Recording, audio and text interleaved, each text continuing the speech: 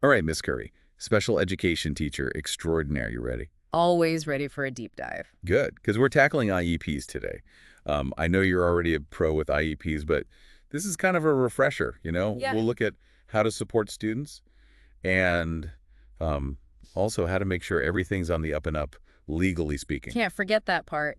It's easy to get lost in the day-to-day and forget that IEPs, they're legal documents. Yeah. Exactly. And Yeah. the stuff you sent me, wow. Accommodations, modifications.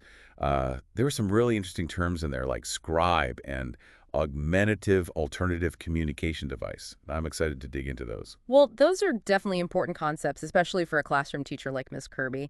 Understanding how to implement IEPs in the general education setting is key. Okay, so let's jump right in. This first document, the classroom teacher's role in supporting students with an IEP, it starts by making a big deal about the difference between accommodations and modifications. Right, and that's where even seasoned teachers can sometimes trip up. See, accommodations, they're all about making things accessible, leveling the playing field, but without changing what the student is actually learning. Think of it like, building ramps to get into a building. Everyone's still reaching the same destination, just taking different paths to get there. I like that analogy. Now, modifications, they're different. Modifications actually change what a student is expected to learn. We're talking about adjusting the learning goals themselves. So it's not just how a student learns, but also the what they learn. And this difference, it's super important because, like we said, IEPs are legal documents. 100%. If you're giving the wrong kind of support, you might be, without realizing it, of course, holding a student back, or even worse, not fulfilling the requirements of their IEP.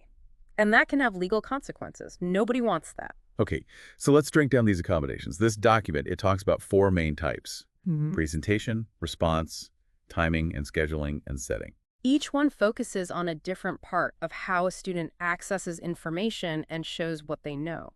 These categories can be incredibly helpful, for supporting students with different needs. I love the examples they use to illustrate each one. Like with presentation accommodations, they talk about a student who struggles with reading.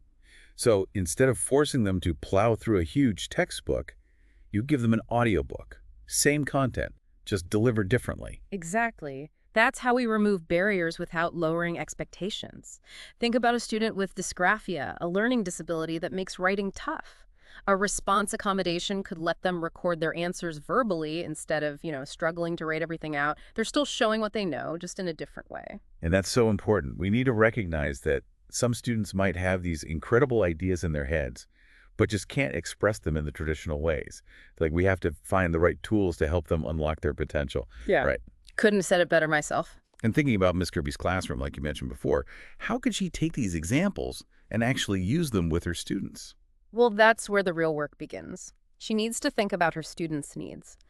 Are any of them having trouble understanding what they read? Maybe audiobooks or those graphic organizers would be helpful.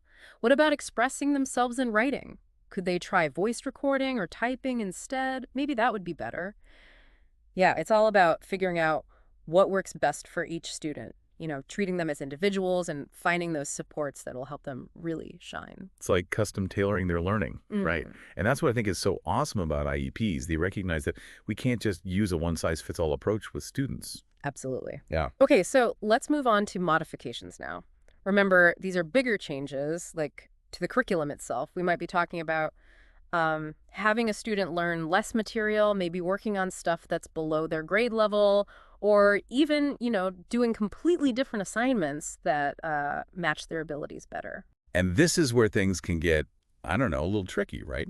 Because sure, sometimes modifications are necessary, but we don't want to end up limiting a student's potential. We got to be careful there. You hit the nail on the head. We always have to be asking ourselves, hold on, is this modification actually good for the student in the long run? Will it really help them reach their goals? It's a tough balance, isn't it?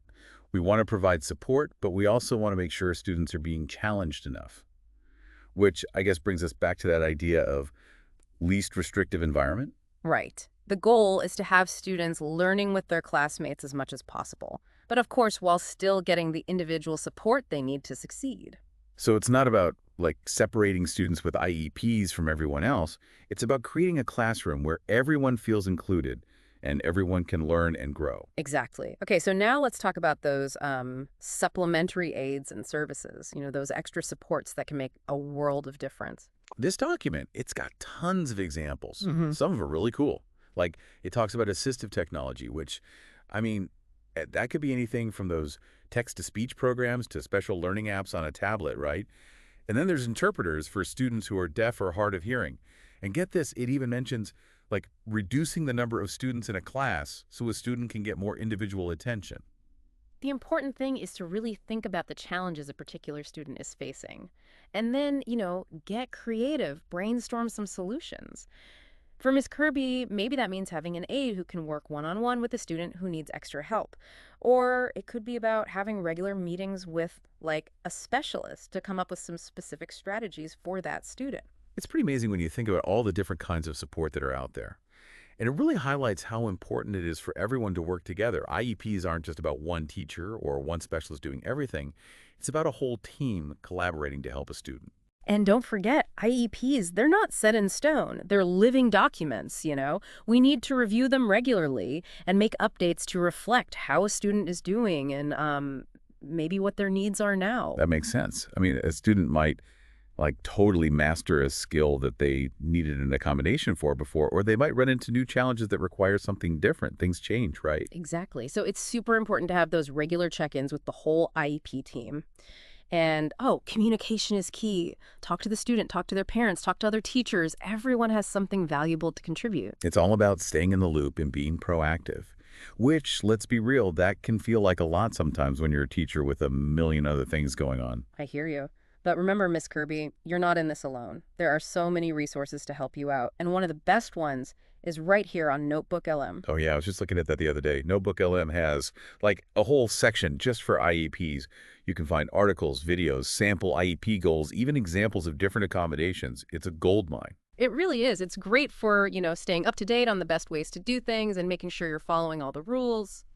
And speaking of rules, we can't forget that IEPs, they're not just suggestions, they're legally binding. We got to take those seriously. Yeah, and that's something people don't always realize. If you don't follow an IEP correctly, it can cause big problems for the student and the school. For sure. It's not just about doing what's right for the student, although, of course, that's the most important thing. It's also about, doing your job as a teacher and meeting your legal obligations. Okay, so, Ms. Kirby, this might seem like a ton of information, but if we had to sum it all up, what are the main takeaways here? Well, first things first, you got to understand the difference between those accommodations and modifications. Accommodations just level the playing field, while modifications actually change the whole game. Got it. And it's super important to know what kinds of support services are available. We talked about assistive technology, one-on-one aids, all sorts of stuff. There's so many resources out there. And last but not least, never forget that IEPs are legal documents, and following them correctly is crucial. It's about protecting students' rights and making sure they're getting the education they deserve. Absolutely. But here's the thing, Ms. Kirby, an IEP, it's not just a bunch of rules and regulations, It's way more than that. It's like a roadmap to help a student be successful. It's a plan that's specifically made for them, based on their strengths and challenges. And you, as their teacher, you play a huge role in making that plan a reality. So, Ms. Kirby, keep fighting for your students, keep supporting them, and keep believing in them. Because with the right support, every student can achieve amazing things.